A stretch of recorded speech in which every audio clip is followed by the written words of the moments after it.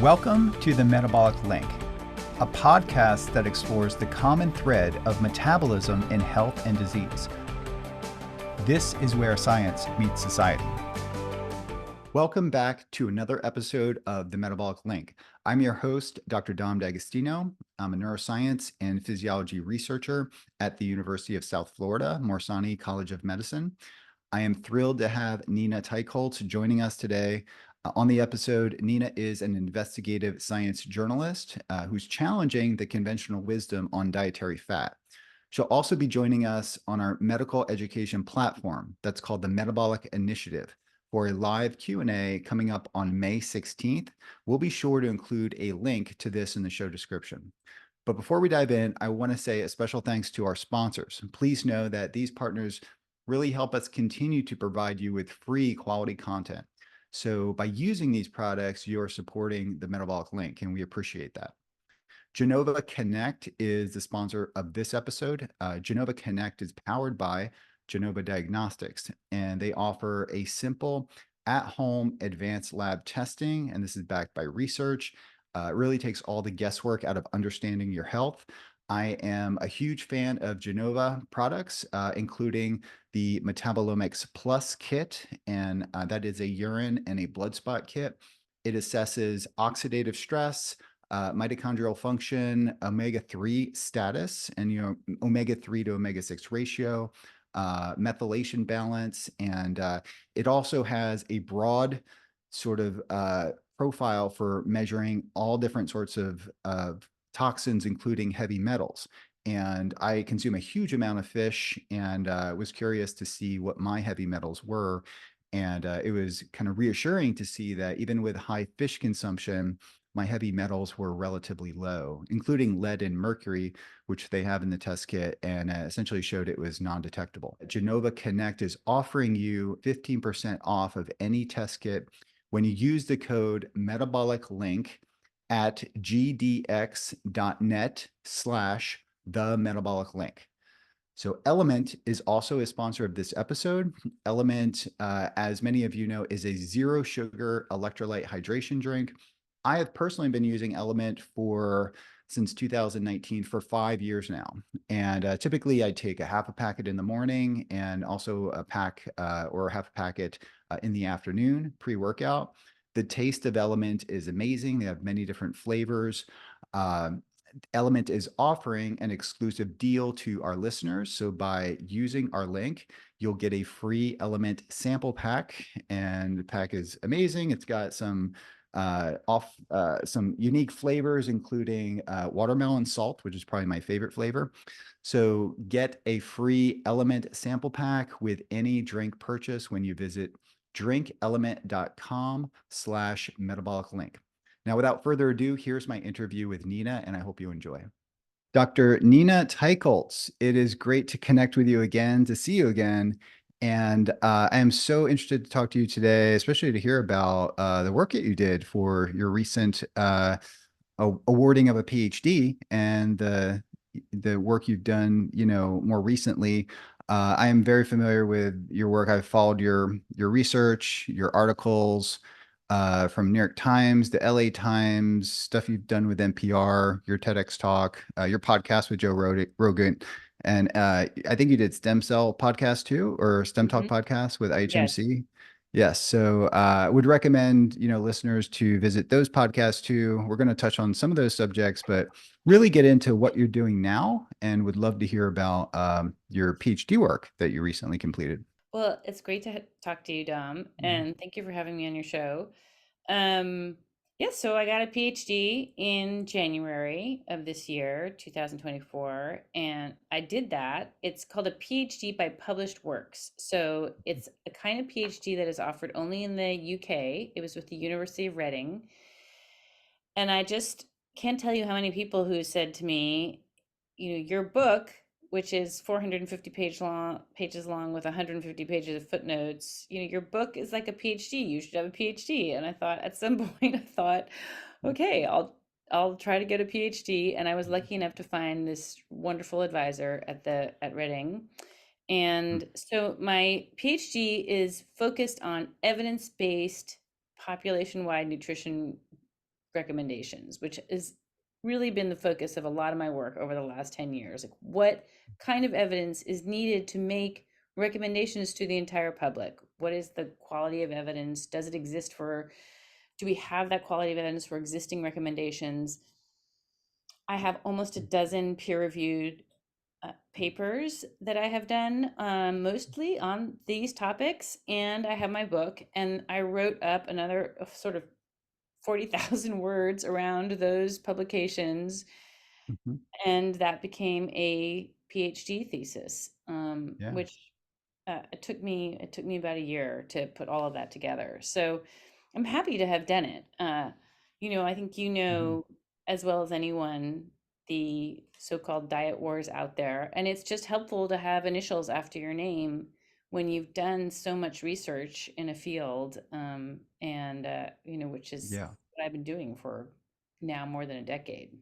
It's about time because you've done the work, really. I mean, you are the, subject topic expert on this, on the guidelines, which you've studied and published on. You also have a background. You've attended Yale and Stanford and studied biology there, having a background and also in American studies, and then a master's degree from Oxford. Is that correct? Before doing Yes, your but not in PhD. nutrition. I mean, not Uh-huh. in any related field. But yes, Uh-huh. I mean, my book was really focused on saturated fats, so I've been following that subject, and really, my book was really the first to argue that saturated fats have been unfairly villainized and why they're not bad for health. What are all the strains of evidence to make that argument? And it was also the first, really the first time anybody had pulled together all the evidence on seed oils, and their history, how they came into the food supply, how they Mhm. cause oxidation, inflammation, what are the disease outcomes associated with that. So, and I also did a critique of the Mediterranean diet. So all of that I pulled together for the PhD, and I continue to write about those subjects. Great. I mean, that's one of the top that's one of the top questions I have here for you. Really is where does the data now stand on saturated fat, especially as it pertains to LDL cholesterol too? Because I think a lot of pushback on saturated fat is kind of intertwined with uh, the understanding that this is, can elevate LDL and atherogenic risk. So Yes. yeah. Mhm. So, you're gonna have to forgive me in advance if this is not a short answer. Uh, but the short answer to LDL cholesterol is that multiple clinical trials on some 70,000 people, which is a huge number of people. These are clinical trials done in the 1960s and 70s, found that even though they did successfully lower people's total and LDL cholesterol, where LDL cholesterol was measured, they did successfully lower cholesterol, but that lowering did not translate Mhm. into lowered risk of cardiovascular mortality, total mortality, so risk of death, right? And for the most part, did not translate into higher risk of cardiovascular events such as heart attacks or strokes. So, what we can say here is that lowering LDL cholesterol with food does not have the same impact on reduced cardiovascular risk that it seems to have with statins. And Mhm. the way to understand LDL cholesterol and the focus on it is to realize that there's the most successful until these weight loss drugs, the most successful drugs ever have been and the biggest blockbuster drugs in terms of sales have been the statin drugs. And since those lower LDL cholesterol, there's been a tremendous focus on LDL cholesterol. And while those statins may work, it's a subject of a lot of debate. I'm not an expert in that, but a lot of legitimate debate. Doing that through food does not produce the same benefit. And that's Mhm. been shown now at the highest level in terms of randomized controlled clinical trials replicated in multiple different countries. So, why is that? Well, one answer that's used to explain that is, well, let's just talk about two answers briefly. One is that saturated fats seem to lower the LDL cholesterol. Actually is made up of different LDL particles. And there are small, dense particles that are considered much more likely to cause Mhm. heart disease. And then there are light, fluffy LDL particles that are considered to even be protective against heart disease. Saturated fat increases the latter, the light, fluffy, good particles. So LDL, like many things in the story of biology, is just more complicated than we thought originally. And so LDL does not seem to create this worse, it creates a better profile for LDL particles. So that's one reason. That's the research of Ronald M. Krauss, currently at Mhm. UCSF, a very well, an eminent cardiovascular researcher and expert, and he did that. That's work is dates from 2 decades ago. And has been replicated, is pretty well Mhm. established. I think that the other explanation is that although saturated fats do raise LDL cholesterol slightly, and that's maybe a, a passing effect, but they also raise the so-called good cholesterol, which is Yep. HDL, right? And they, Mhm. so that those two effects, the HDL and could balance the LDL effects that we see when we eat saturated fats. So, Mhm. but I think even the more important point is that those clinical trials that I was talking about, those on nearly 70,000 people, they're called the core trials on saturated fats. They all looked at they were all experimental tests where saturated fats were swapped out for polyunsaturated vegetable Yep. oils like corn, soybean, safflower. So some people were getting regular foods, meat, dairy. Other people were getting like their version of the Impossible Burger or soy-filled milk or soy-filled cheese. Those Mhm. experiments ran long enough to show what we call hard outcomes. That's like heart attacks, but Mhm. even harder, because you really cannot dispute them, there's no equivocation, is death. They went long enough to show cardiovascular and total mortality, death.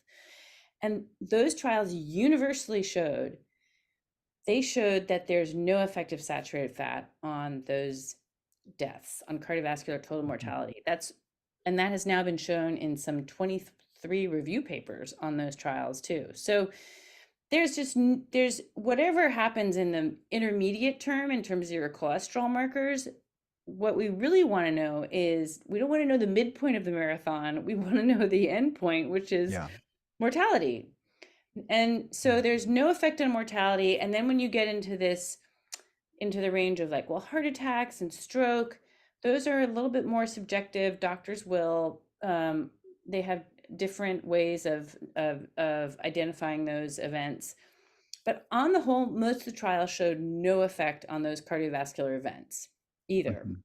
So there may have been in some analyses of the trials, they show higher rates of heart attacks, but there's no analysis that shows any higher rates of stroke. Stroke tends to go down in the when saturated in the experimental arms with more saturated fats. So, on the whole, the data really just does not support Mhm.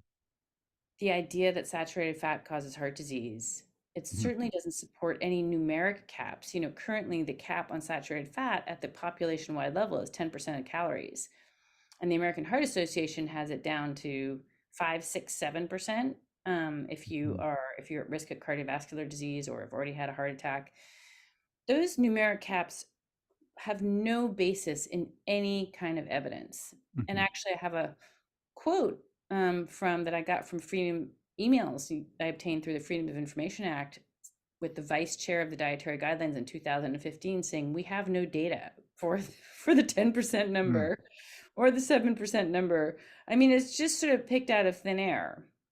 Yeah. Um, And we weren't doing more granular lipoprotein measurements like LP little a or ApoB or total particle count, right? So recently I've Correct. been just doing a lot of more advanced measurements on myself and just experimenting and different, even lipid lowering agents like ezetimibe, which blocks the MPC1L1, receptor. So come to find out, I have a missense mutation and apparently a gain of function mutation in that receptor. So I'm a hyperabsorber.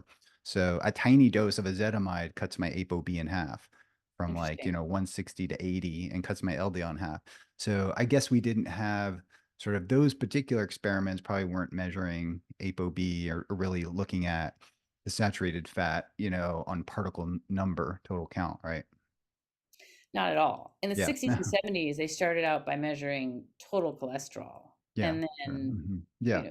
by the 70s, I guess they were able to measure LDL and HDL. They were certainly not into the more sophisticated range of risk factors that we currently consider important. And the experiments Mhm. on particle size, the LDL, the light, fluffy, small, dense particles, that was work by Ronald Krauss. That was done in the 80s and 90s, I think, or Yeah, maybe mid just 80s the and 90s. 90s. Yep. Yeah. So that's a little bit later. Yeah. But, there haven't been large clinical trials on saturated fats in the last decade. I mean, really, like, the Mhm. evidence that we have, and even though it's old evidence, I would say some people think, oh, those are old trials, we can't really rely on that old data. I'm sympathetic to that idea, but these trials paradoxically were extremely well controlled on the whole. Not I can't say Mhm. this as a blanket statement, but and that's because they were done in mental health institutions or veterans in hospitals. You can't get approval to do experiments in those settings anymore. But you think Mhm. about it, a controlled setting where somebody's living, you're controlling what they're eating only at the cafeteria. You have a lot of, you have a more highly controlled experiment. And so that is data that is considered more reliable on the whole, Mhm. right? As Yeah. opposed to the kinds of trials that are generally done today where people get counseling, they get guidance, they get a diet book, they're encouraged to stay on a diet, but for most diets, it's very hard to know whether somebody's actually adhering to it. Mhm. So then, your thoughts on LDL cholesterol as a causative agent? I mean, we kind of know ApoB is kind of correlates with LDL and is causative. But some data suggests that, higher LDL is associated with reduced all-cause mortality.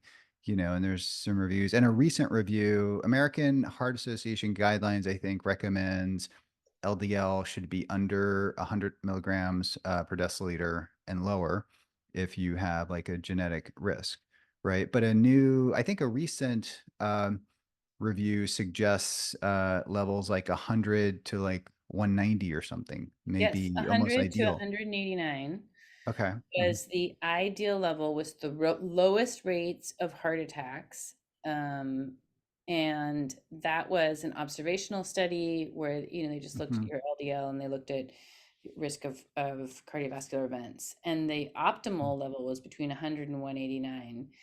Uh-huh. But that's not the only such observational studies. In Yeah. general, LDL levels are very poorly correlated with, except for at the very high end, Yeah. they're very poorly correlated with cardiovascular events or death. And going too Mhm. low also Mhm. looks unhealthy from the cardiovascular perspective in these Yeah. observational studies. So it's really hard to know because the kind of the powerhouse data that we have on LDL cholesterol comes from the statin trials.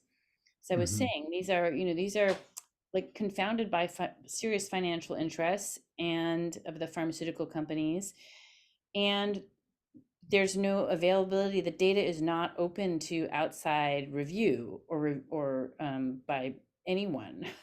Mhm. So despite calls by the BMJ and other experts, BMJ British Medical Journal, they won't release those data for outside Hmm. scientists to analyze. So that's a problem. I mean, I think we can't be confident in data that is sort of in a black box. Yeah. I've heard this discussed before. It brought up, all-cause mortality kind of increasing uh, with lower LDL or a decrease in all-cause mortality with higher, relatively high LDL levels. And I think the pushback from cardiologists at the conference I was at was that higher LDL levels are associated with um, a lifestyle that's associated just with more abundance and more, better healthcare and better nutrition overall. Like the LDL was essentially a marker of nutritional status, like in that Yeah. person. And looking at blood work, especially from people who have cancer, I always see LDL plummets. And that could just be, it's being used for the expanding biomass of the tumor burden or something like that. So Right. you tend to see that quite often. So yeah, definitely low LDLs would be bad, at least in that context, in older people. So I think that's because I know it gets thrown out there a lot in the low carb community that higher LDL is associated. And I think there's definitely some truth to that, but it could be, you know, and I don't know if any other cardiologists have written or published a response to that and really broke it down. Maybe they have, but I'm just not familiar with that literature really. I Yeah. don't know if that would even be possible within Well, the data sets to understand yeah. that. I mean, I don't follow this issue on a granular level, so Yeah. I don't have any more insight than you do. Hmm. I looked at it historically for the Hmm. research for my book, and it was really clear to me that over the last 40 years, there's like a kind of competition amongst different risk factors to be considered the most important for predicting heart disease. Like you had Yeah. LDL versus HDL was the battle for a really long time, just those two. And HDL, according to the Framingham study, which is the largest ever observational study that was started in 1959, Hmm. HDL came out in a 1979 publication as being the most predictive of your cardiovascular risk. In other words, having a high HDL was the most important predictor of your cardiovascular risk. However, they could not, the pharmaceutical industry could not develop a medication to raise your HDL cholesterol, and still no such medication exists. There Yeah. was a drug was developed, but it was toxic, it caused terrible side effects, Hmm. people didn't Hmm. take it. So that was dropped. And as it was explained to me by executives in the pharmaceutical industry, because there's no investment in any kind of medication to raise HDL, HDL was disfavored. It fell out of favor, and there was an effort actually to sort of discredit it. It lost the battle of the risk factor of choice because Yeah. there was no industry behind it, and still there is not.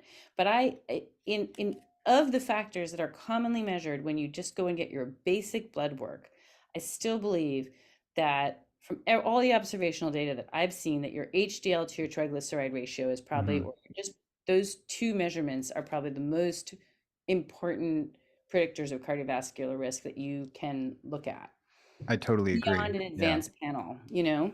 Yeah. Yeah. Yeah. Triglycerides, yeah, being low. And I think it's just HDL is just a biomarker for, overall metabolic health and a healthy lifestyle in general.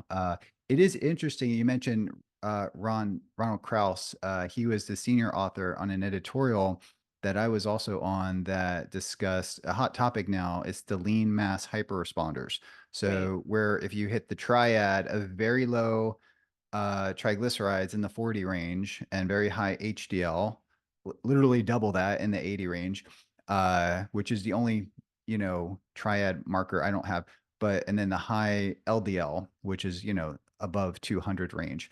So if you have this constellation of biomarkers, you kind of fit into the lean mass hyperresponder right, category, which is a really intense area of research right now because you have, um, the research that was spearheaded by Dave Feldman through Citizen Science Foundation is essentially showing, comparing to the Miami Heart Study, that when they matched the subjects, I mean, you have subjects that are lean mass hyperresponders after 4.7 years, I think, that have similar or potentially even a reduced cardiovascular risk with scans, and their LDL is literally double or no triple, many about triple, 2.5 times yeah, more over a pretty protracted time frame. It's, I mean, of course, 10 years would be great, but I mean, you're approaching a 5-year time frame where, yeah, and they, they were following these diets prior to even entering the study.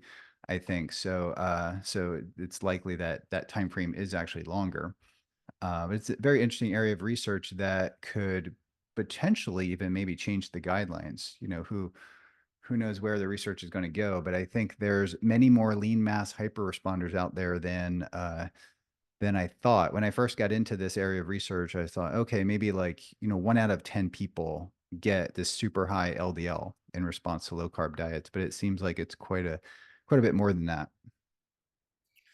Well, I mean, we'll see where the research goes on that. It's Yeah, very hard to imagine, I mean, that you could have, one risk factor is going in the wrong direction while, exactly. I mean, what the cardiovascular outcome data from the Verta trial showed us Yep. which was on how many risk factors? 23 Yeah. cardiovascular markers. I mean, Hmm. all like 22 of them are Yep. all looking better and only LDL is looking worse. It's very hard to think that LDL is going to be the single factor that is predictive of cardiovascular risk when Mhm. everything else is improving and looking better. So, and that's why, in general, the statements on saturated fat are so maniacally focused only on LDL cholesterol is just, it's Yeah. very myopic. Like the American Heart Association in its presidential review on saturated fats in 2017, maybe, they looked at all the data and they only focused on the LDL cholesterol effects. They completely ignored the mortality effects. They completely ignored the absence of an effect on not only mortality but also cardiovascular events.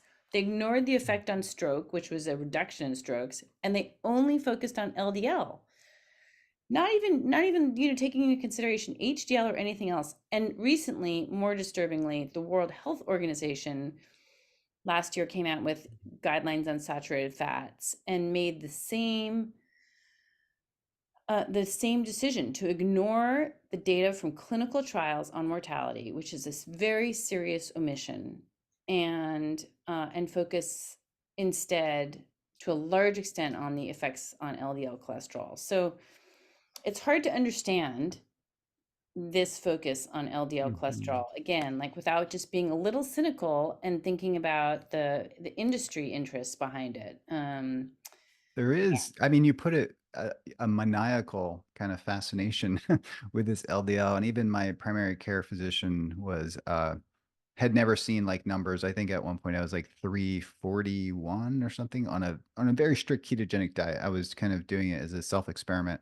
I still do pretty like a modified ketogenic diet, but I mean, they're kind of the opinion that you should start getting your things in order. If you don't want to pharmacologically take the action to lower this or change your diet, like it was that. And I have family members that are also kind of like worried about that, that one biomarker in the context of other things, being so it is really interesting kind of doing a little bit of backpedaling to see where that hyper focus came from. Mhm. Uh, I know David Diamond and a few other people. David is at my institution, University of South Florida. It's Mhm. kind of taken a deep dive into that area of research, investigative research, if you want to call it Yeah, that. Yeah. Hmm. great. Well, I mean, it is odd. I mean, it's Yeah. certainly not. It's certainly and it seems myopic to say the least, like a kind Hmm. of tunnel vision on one risk factor that is not well is not strongly associated with outcomes, cardiovascular outcomes. It's hard to understand. In fact, Hmm. if you look at the American Heart Association was the original author of the whole idea that we should avoid saturated fat and cholesterol to prevent heart disease. So this is back in 1961. The American Heart Yeah. Association came out with this recommendation, first recommendation anywhere in the world to make this to restrict saturated fat and cholesterol. That's where it all began. So the American Heart Hmm. Association has a really strong bias to stand by this idea, right? Hmm. Now that depends on LDL cholesterol.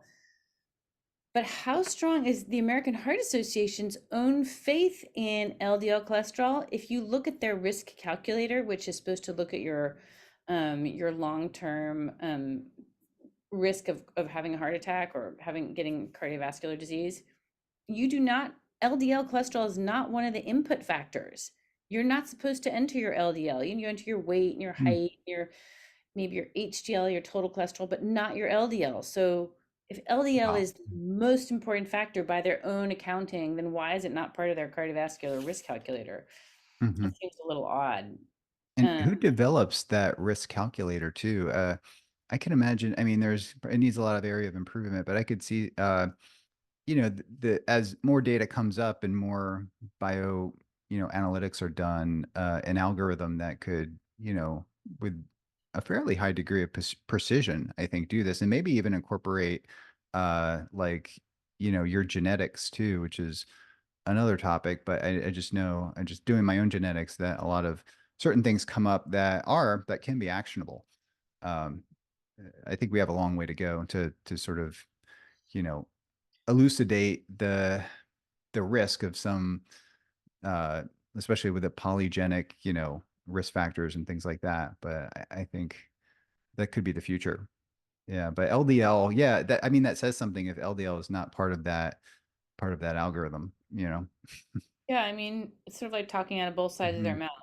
Yeah, But yeah. what I'm worried about for saturated fats is really that, when you look at the whole, when your beginning question is where's the data on saturated fats? And Mm. the story really is that there were all these clinical trials, super important clinical trials in the 1960s and 70s. The data came out from those trials. They did not support the idea that you should restrict saturated fat to prevent heart disease.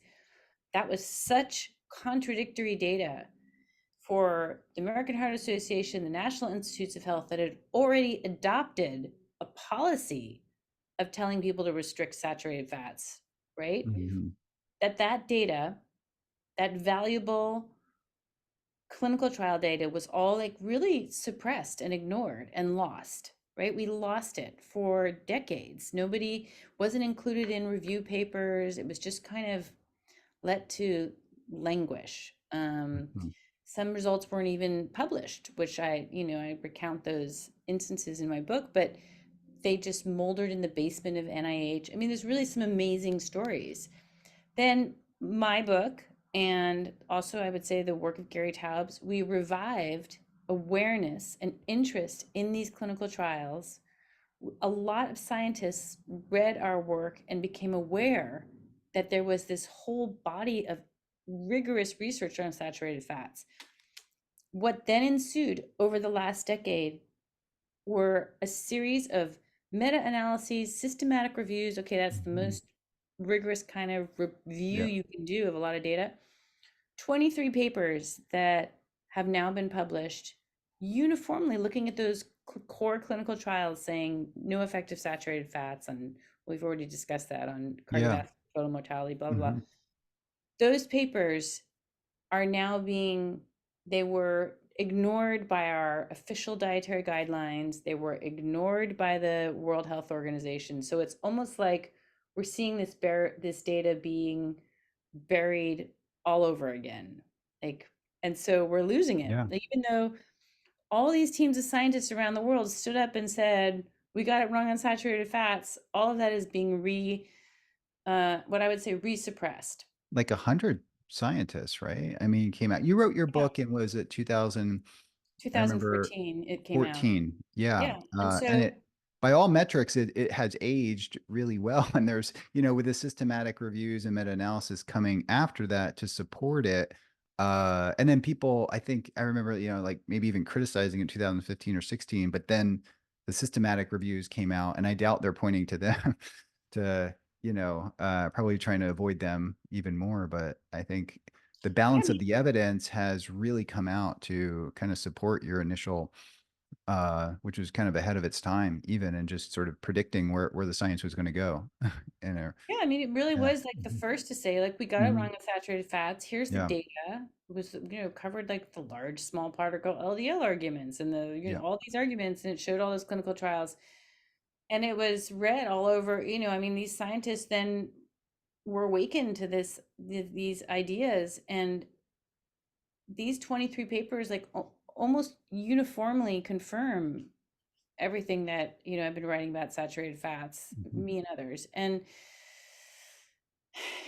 And then now it's just amazing to see. It's amazing to see that all of this data is now being is now it's Yeah. just it's dying off again. And I don't know.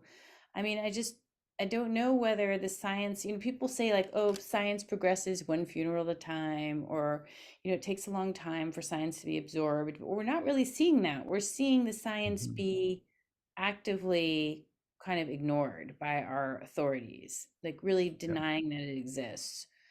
And so I'm concerned. Like, I think this science may never rise up. It may never be considered by our official guideline makers.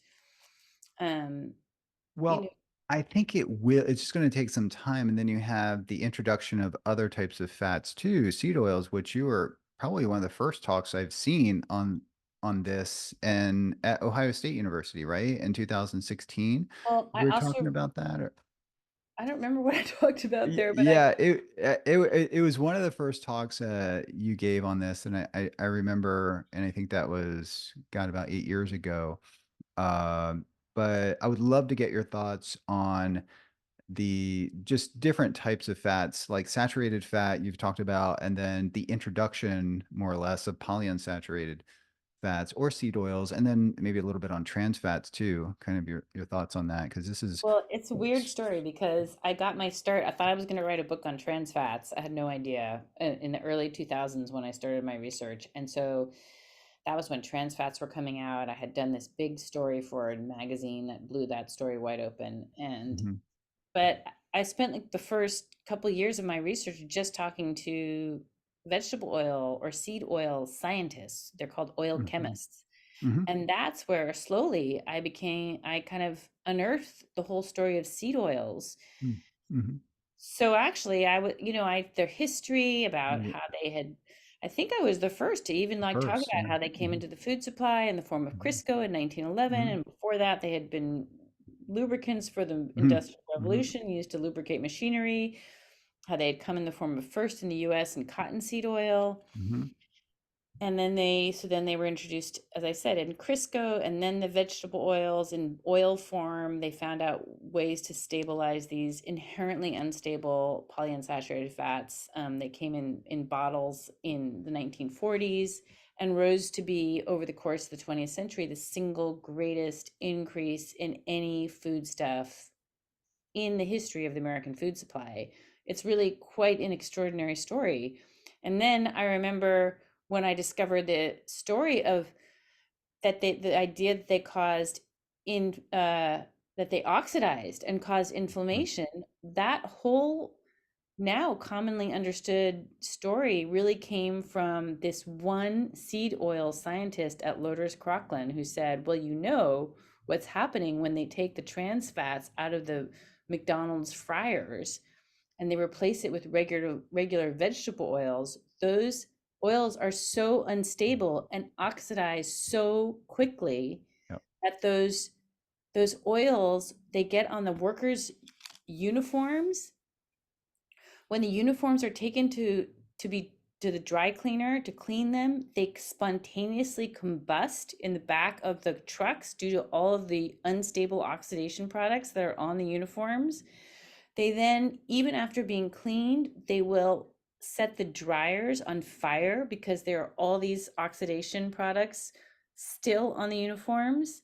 Mm, They build up in the drains of the fryers and clog them. They build up on the walls of the restaurants like polymer, like kind Oh, of you can smell it. Yeah, you can sticky smell it paint like, polymers. yeah. They Mhm, had to develop extra strength cleaners to scrape the walls off. And this is all mm, because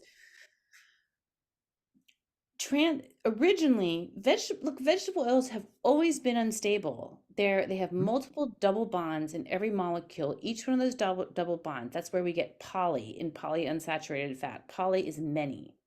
Those double bonds open up, those many double bonds open up, and especially in conditions of heat, light, they attach to oxygen. That's oxidation. mhm, That's why we take antioxidants, because oxidation is bad for your body.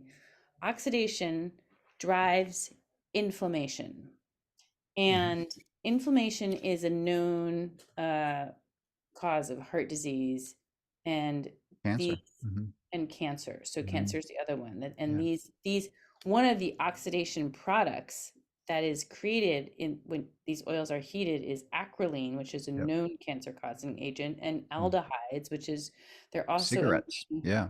yeah. Well, Hmm. acrolein is the one in cigarettes. Hmm. Aldehydes are known cancer Oh, causing all over. Yeah. molecules. Hmm. So this is, terrifying. And the Hmm. research, as I trace the research back to, the in the early 70s, some of this was known and researchers were studying it in animal models. They discovered like cirrhosis of the liver was caused by vegetable oils fed to rats, I think. I'm not going to Hmm. remember this exactly, but that research was really hushed up. And then in the 60s and 70s, all those core clinical trials that I told you about with saturated fats, where they replaced them with polyunsaturated vegetable oils. So this is clinical trial evidence, which is the sort of the highest level of evidence. Hmm. People on the vegetable oil diets in 6 of those trials died at higher rates of cancer. That's a significant outcome. So now, whether it's the vegetable oils themselves or the cholesterol lowering effect of those oils is not really is we don't Hmm. know. But there was so much concern at the very highest levels that the National Institutes of Health in the early 1980s, from maybe through 1987, had at least four separate high level meetings where they gathered their top scientists together to try to figure out why these clinical trials, why the people on the high vegetable oil diets were dying of higher rates of cancer. And they couldn't figure it out. They thought, well, they just had a number of explanations, but they couldn't find an explanation that satisfied them. And ultimately they said the public health benefit of reducing saturated fats is so great, and it's so urgent to prevent heart disease that we're basically going to ignore these effects that we're seeing on cancer rates. And assuming that they were, I mean, people just don't eat the oil, right? Because when I think of like seed oils, I think it's intimately linked to processed food consumption, right? Because they're like to just basically permeate the different foods to increase hyperpalatability. So presumably in that area, they maybe hadn't entered like the food uh system yet, but maybe were used to just fry. Like people were replacing lard, right, with these polyunsaturated fatty acids, and then the issue is that they become oxidized when heated, when cooked. I think it's still a debate whether if you consume them, then they, can become oxidized in the body, but if they're oxidized prior to eating. So my early career, that's why I studied membrane lipid peroxidation. I did the T-bars test measuring Yeah. malondialdehyde because that was sort of posited the theory behind CNS oxygen toxicity is this membrane lipid peroxidation. So we use different technologies to measure it. Actually, my original hypothesis was to increase polyunsaturated fatty acids, and that would delay, but it was like the opposite because we saw increased membrane lipid peroxidation, and it was a function of oxygen. We measured hydrogen peroxide and membrane lipid peroxidation. So, but I kind of buried that. I was like, and then I got onto the ketone stuff. But it was That's almost like super a interesting. base. Yeah, it's like I published that in neuroscience. It was almost like you know, um, a basic science validation of just when you have membrane lipid peroxidation, that's intimately linked to the polyunsaturated fatty acid content of it. And these things are highly, toxic. I remember just going down the whole chain of once you start a membrane lipid peroxidation, it's like it's a futile cycle that like The feeds chain forward and it's kind reaction. of hard to, Right. You have yeah, hard to oxidation stop. Hmm. products, perioxidation products, Yeah. and they're reacting, as was explained to me by this top scientist who studied aldehydes at the University of Michigan. She said Mhm. the reactions are happening so fast, you can't even measure them in a lab. Like she said, the Mhm. hardest thing about studying aldehydes is that you can't even isolate them because everything is so rapidly degrading into these Mhm. perioxidation products Yeah. at such it's so fast that it's hard to even isolate the aldehydes as they were Mhm. being created. Yeah. And antioxidants didn't really help that much. They kind of like they make sense in theory, but Right. once that starts, But conversely, actually, if you shift metabolism to produce less superoxide, which comes from the mitochondria, and you give the mitochondria a fuel that reduces superoxide production, because that's like the main, thing kind of igniting the fire, then that has a significant effect. And that's actually how we Yeah. got on the whole ketone thing, just studying membrane lipid peroxidation and the whole ketogenic.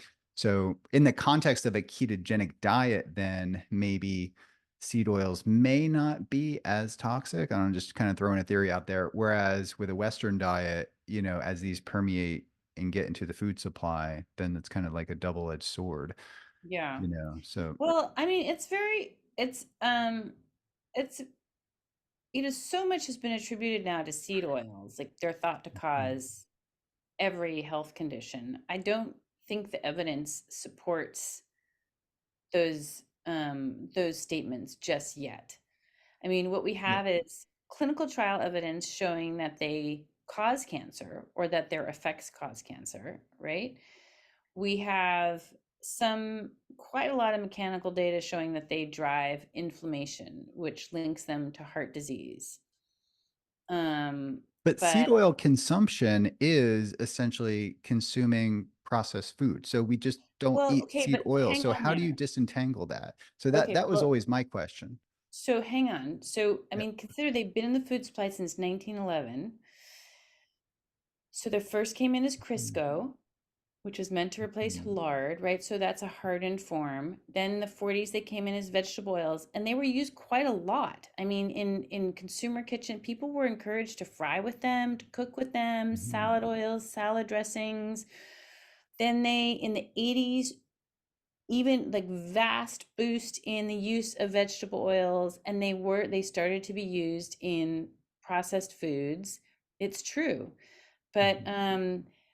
you said they're more hyper palatable. I don't think there's any evidence to show that they're more palatable than other fats. I mean, I think actually Mhm. in the experiments that I know, people who have to consume more vegetable oils find them nauseating and cannot consume high amounts of them. There's like they create all kinds of like just eating them straight, right? Yeah. So and ultra processed, what we call ultra processed foods is such a poorly defined term. I mean, are we gonna, what are we gonna blame in the ultra processed food? Is it the grains? Is it the sugar? Is it the vegetable oils? Well, in fact, you can't make most packaged foods just from vegetable oils because they're greasy, and you can't stabilize them all that easily. So what do you mix in to make them more stable? You mix in usually palm oil, which is Yeah. saturated, so that's not a polyunsaturated fat, that's a saturated fat. So a lot of processed goods actually have palm oil in them, or they Mhm. bring in the type of olive oil, the type of fatty acid that's in olive oil called oleic, or a lot of Mhm. our seed oils are now called high oleic because Mhm. those are monounsaturated, so only one double bond, therefore more stable. So I think I don't know. I mean, I'm not a fan of just saying that processed foods cause. I mean, I think that term encompasses so many things. As a scientific term, it's not a great term to use because it makes us lose the definition that is helpful Mhm. in isolating scientific terms and being able to experiment on them, right? I mean, Mhm. processed food is just like it's everything. It's like everything bad. Yeah, So I like well, it kind of leads to the next question on like food addiction. So a lot of these things kind of permeate like seed oil, like the combination of fat, sugar, yeah. salt. And I'd like to get your opinion. Is sugar addicting in the absence of fat? And I guess is food addiction a problem? Because I see this debated, people will throw it out there and then it'll be like a reactionary response about, this person's a quack saying that food is addicting, but like intuitively, we kind of know that it is. Yeah. But I think there's contradictory information and a lot of debate about this. And it So seems like an area that definitely needs more research, but but I would love to get your Yeah. thoughts on that. So, I'm currently writing a column on a platform called Substack, and the column is called Unsettled Science. And I only mention that, well, I mean, I do want to plug it to your listeners, but I wrote two pieces that took me quite a long time on ultra processed foods. The first one was all about how impossible they are to define and therefore study. You need to have a precise definition to Mm-hmm. study a scientific question. Processed foods you cannot define. The definition is so vague and Mm-hmm. nebulous. It's just, it could do more harm than good, was my argument in that article. The second article is on this question of addiction.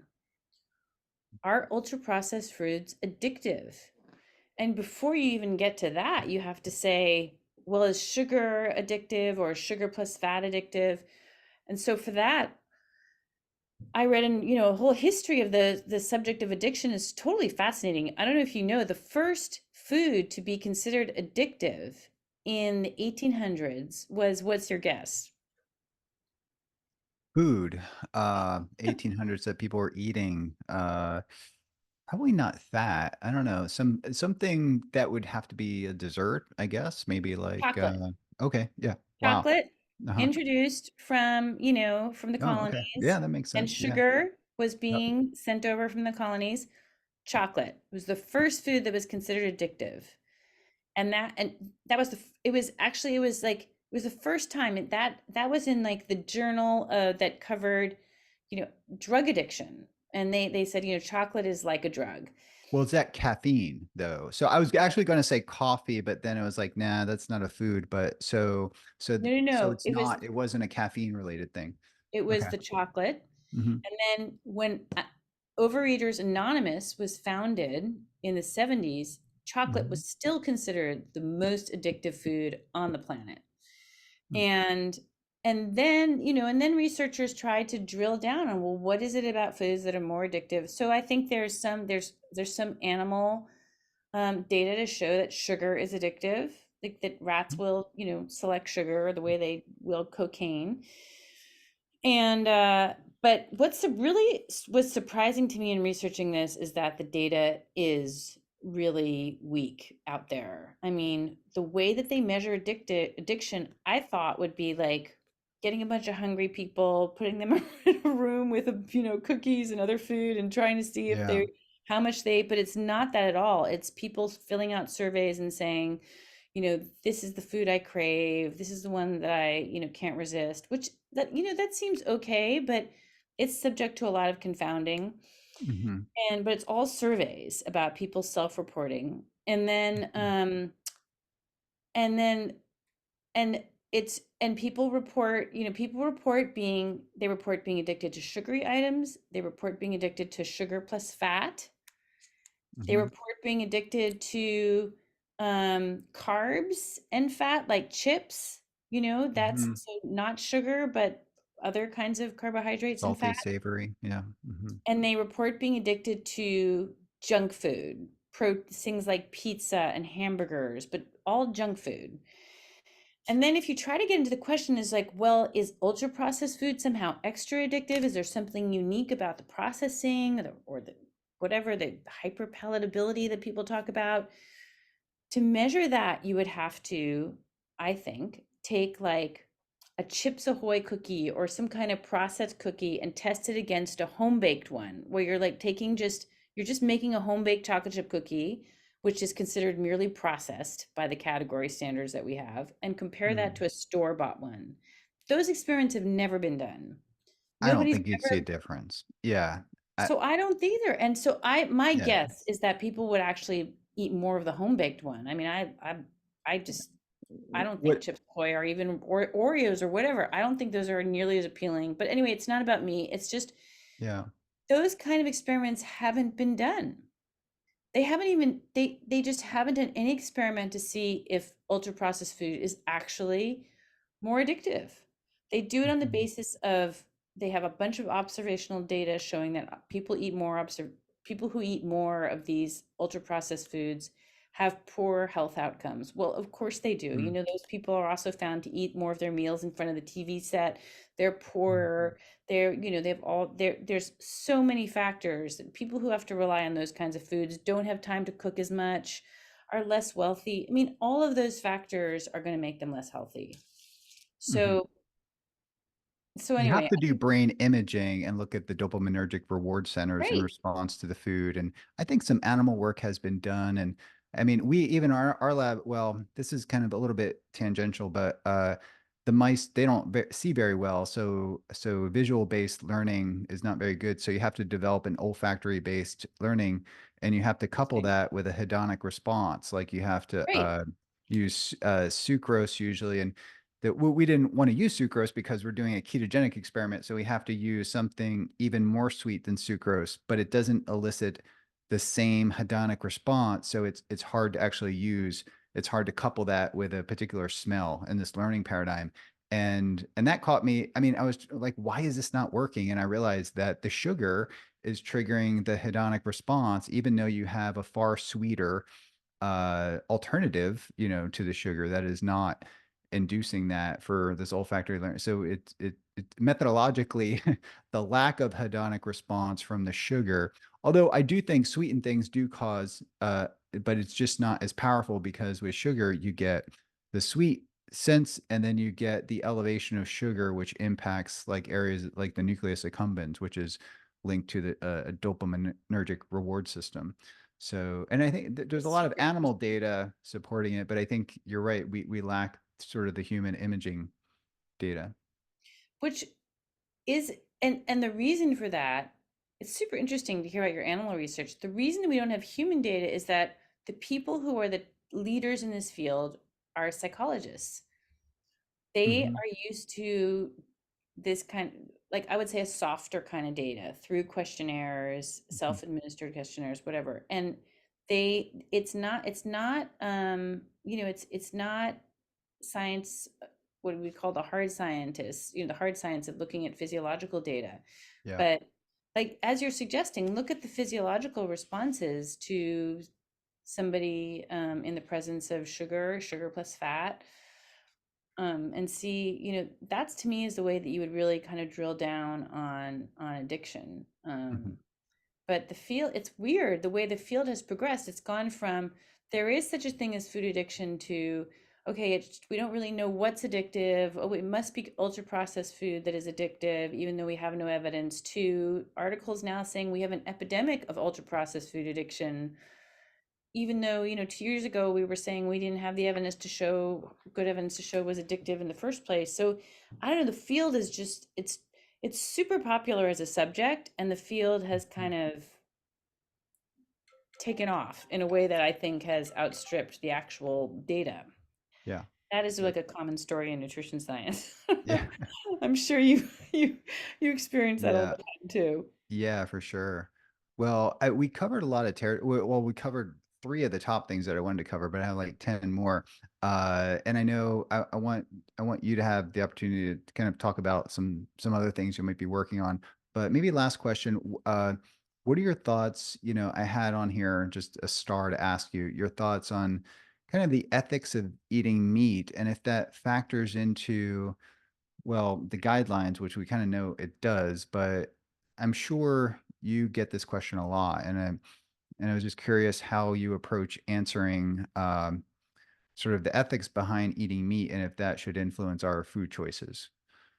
Well, that's a huge question, huh? Yeah, I know. Um, It's maybe a little bit too much to unpack, and I'm sure you've written about it and probably talked about it I on. haven't too much. I mean, Yeah. I haven't. I've talked about it some, but I think there's multiple levels of arguments against eating meat. There's the environmental argument, which I Mhm. think is based on somewhat difficult science. That is, I don't think meat eating has quite, or cows have quite the impact on the environment as they're considered to. There's the question of animal rights and should we be killing other animals, and I mean, I would just say that, in this debate, what you do not tend to hear is the the obligation that we have to ourselves, to the human race has to itself to try to be healthy. And you in just utilitarian terms, you know, not in moral terms, but in terms of utility, like you need to be healthy to be a productive member of society and not to be a burden to society.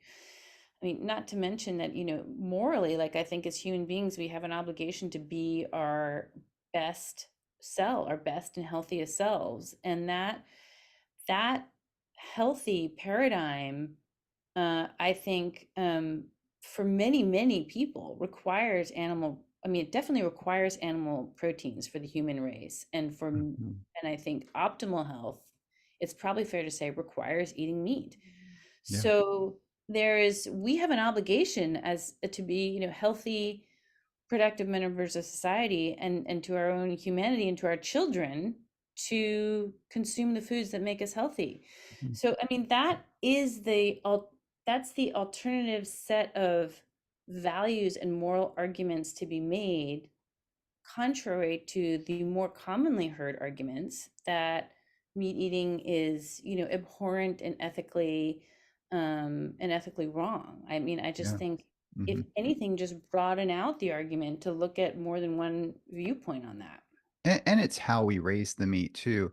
So as I'm talking to you, I'm watching my cows walk by the window. I Oh mean, we live yeah. on a farm, so we don't Yeah. use any chemicals or anything, and it's not a concentrated feedlot. But I'm looking over, quite a bit of land here, and because the cows maintain the property, I've not even used my lawnmower, which is, I think I did on paper, it's like 100 to 200 hours of work mowing that I don't, and that's a lot of fuel and things like that. So in this system here, actually, I'm decreasing fossil fuels. I don't have to fertilize. I don't have to mow the lawn. And I know there's different ways. Another hobby of mine is regenerative farming and doing silvopasture and doing, planting different things. So I know there are better ways to do it. And I think we should be stewards of the land too. And a message that maybe the low carb community can adopt is also promoting and in any way we can regenerative farming, or just getting away from concentrated feedlots and more ethical farming. So I think there's a lot of opportunity there. Yeah, I Um, totally agree with you you. know, yeah. Of course, I think it's hard not to support those ideas. I mean, animals are Yeah. essential for our topsoil and their healthy environments. There's no Mhm. question about that. And it is lamentable that we have these huge feedlots. Mhm. At the same time, as just like as a very practical point, I would say, for most people who can't afford really expensive meat, grass-fed, perfect meat, like it's still healthier to have some meat than it is to have a big plate of pasta for dinner. So, I mean, everybody has to Absolutely. encounter these choices at their own level that they're able to, and we just have to be practical about that, and Yeah. But it's separate from like the nutrition health thing. And I think what a lot of, camps do is intertwine the two and kind of use false logic to sort of, advance their agenda by just kind of always throwing it in there and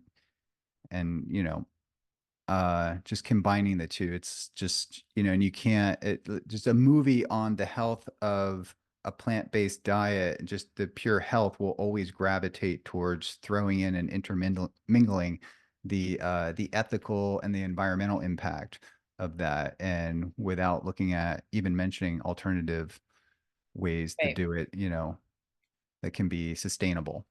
So they Well, never since we mention that. don't have time to talk about the vegan twin study, we're just I'm just Yeah. I wrote a really long piece about that too. So, Oh, yeah, great. Okay. On your um, Substack. Okay. yeah. Okay. So, yeah, it's an unfortunate conflation of all these different arguments. I mean, I think it's really we live in a tough time because separating out these different issues is difficult for people. But I Mhm. agree. What you're doing is you seem to be one of the few people who's been able to merge all of these different interests in your own single life, which is incredible.